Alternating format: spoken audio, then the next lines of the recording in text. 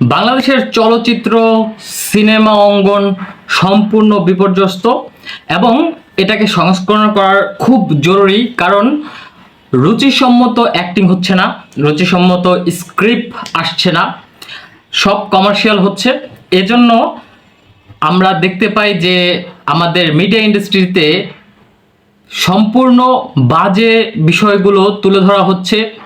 হালকা সস্তা কমেডি আসছে, সস্তা উপস্থাপনা আসছে, কিন্তু রুচিসম্মত কোনো কিছু আসছে না। এটা কেন হচ্ছে আমি আপনাদেরকে বলছি। এটা হচ্ছে মিডিয়ার অপপ্রচারের জন্য। যখন আমাদের স্বর্ণযুগ ছিল, আমরা যদি খেয়াল করি 90s-এর যুগ, তখন আপনারা দেখতে পারবেন যে 90s-এ সম্পূর্ণ সব বিষয়গুলো কিন্তু রুচিসম্মত ছিল এবং মানুষ খুব সুন্দর উপভোগ করছে। আপনি বর্তমান সময়ে নাটক সিনেমা দেখলে হয়তো বা কোনো কোনো দৃশ্যে উপভোগ করবেন, কিন্তু সেগুলো রুচিসম্মত নয়। সো আমাদের রুচিসম্মত হওয়ার জন্য বা রুচিসম্মত কাজের জন্য কি করণীয় সেগুলো নিয়েই আজকে আলোচনা করব। রুচিসম্মত কাজের জন্য আমাদের ফলো করতে হবে 90s-এ কোন ধরনের কনসেপ্টে, কোন ধরনের স্ক্রিপ্টে কাজ হতো, নাটক হতো, সিনেমা হতো।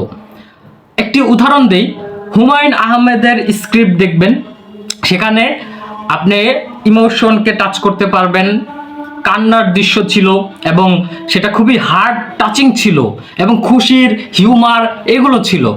কোনো অশ্লীল দৃশ্য ছিল না, কোনো অশ্লীল সংলাপ ছিল না, কিন্তু আপনারা সেগুলো হচ্ছে হুমায়ুন আহমেদের সংলাপ, হিউমার এগুলো দেখলে মজা পেতেন এবং সেগুলো স্মৃতিতে গেঁথে থাকতো আপনার হৃদয়ে অনেক দিন যাবত সেটা বেঁধে থাকতো। কিন্তু এখন কিন্তু সেটা হচ্ছে না।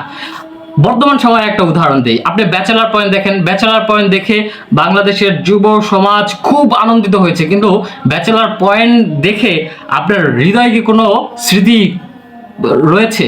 রয় নাই। কারণ কি? সস্তা ডায়লগ ছিল এবং হাস্যকর হাস্যকর কিছু কমেডি ছিল যেগুলো রুচিসম্মত নয়।